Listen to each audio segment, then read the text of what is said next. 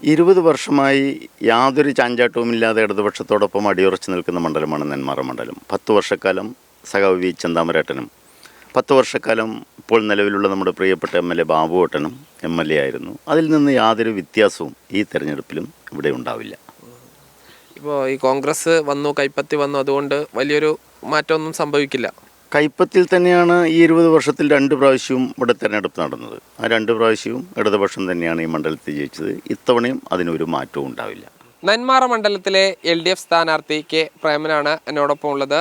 അദ്ദേഹം CPMൻ്റെ area secretary, മുൻ പഞ്ചായത്ത് പ്രസിഡൻറ്റും ഒക്കെ ആയിരുന്നു.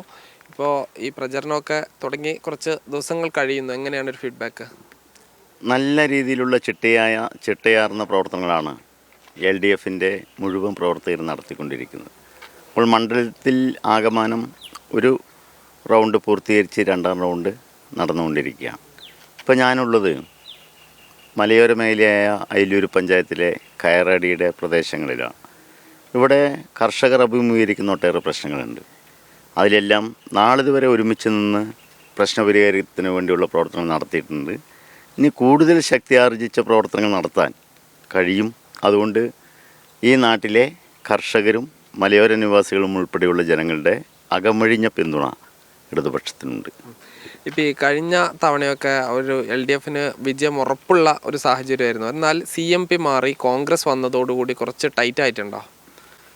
20 വർഷമായി യാതൊരു ചാഞ്ചാട്ടവുമില്ലാതെ ഇടതുപക്ഷത്തോടൊപ്പം അടിയുറച്ചു നിൽക്കുന്ന മണ്ഡലമാണ് നെന്മാറ മണ്ഡലം. 10 വർഷക്കാലം സഖാവ് വി ചെന്താമരേട്ടനും 10 വർഷക്കാലം ഇപ്പോൾ നിലവിലുള്ള നമ്മുടെ പ്രിയപ്പെട്ട MLA ബാബുവേട്ടനും MLA ആയിരുന്നു. അതിൽ നിന്ന് യാതൊരു വ്യത്യാസവും ഈ തെരഞ്ഞെടുപ്പിലും ഇവിടെ ഉണ്ടാവില്ല.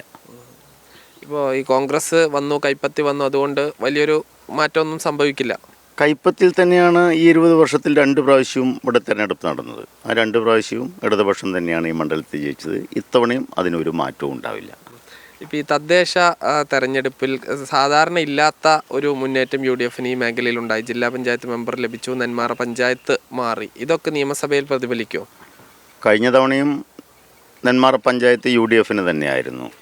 ഇത്തവണ തദ്ദേശ സ്വയംഭരണ സ്ഥാപനങ്ങളിലേക്ക് നടന്ന തെരഞ്ഞെടുപ്പിൽ 3 തരത്തിലാണ് ജനങ്ങൾ വിധി എഴുതിയത്. ഗ്രാമപഞ്ചായത്ത് അടിസ്ഥാനത്തിൽ പരിശോധിച്ചാൽ 12,000 വോട്ട് LDFന് ലീഡാണ്.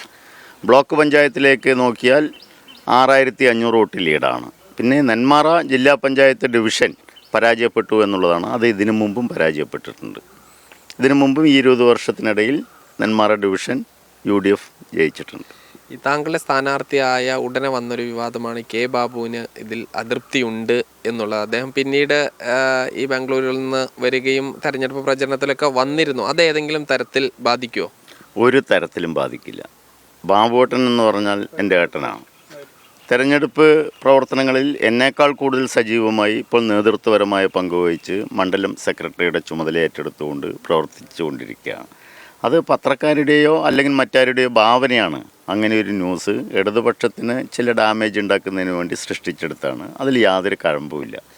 ഇപ്പോൾ ഈ നെല്ലിയാമ്പതി ഉൾപ്പെടെയുള്ള പ്രദേശങ്ങളുള്ള മലയോര കർഷകരൊക്കെ ഉള്ള പ്രദേശങ്ങളാണ്. ഇപ്പോൾ താങ്കൾ MLA ആയി വന്നു കഴിഞ്ഞാൽ ജനങ്ങളോട് പറയുന്ന പ്രധാന വാഗ്ദാനം എന്താ?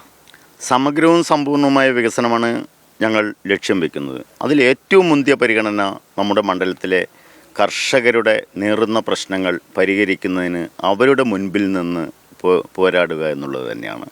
അതുപോലെ തന്നെ ടൂറിസം മേഖലയ്ക്ക് ഏറ്റവും വലിയ പ്രാധാന്യമുള്ള പറമ്പിക്കുളമായാലും നെല്ലിയാമ്പതിയായാലും കൊല്ലങ്കോടും നെന്മാറയും പല്ലശ്ശേനിയും കൊടുവായൂരും അതുപോലെ ഈ മണ്ഡലത്തിലെ അയിലൂർ ഉൾപ്പെടെയുള്ള എല്ലാ പ്രദേശത്തും ആ ടൂറിസം സാധ്യതകളെ പരമാവധി വിപുലമാക്കി പ്രയോജനപ്പെടുത്തുക എന്ന ലക്ഷ്യവുമുണ്ട്. അതുപോലെ തന്നെ മണ്ഡലത്തിൻ്റെ അടിസ്ഥാന സൗകര്യ വികസനത്തിന് ഊന്നൽ നൽകും.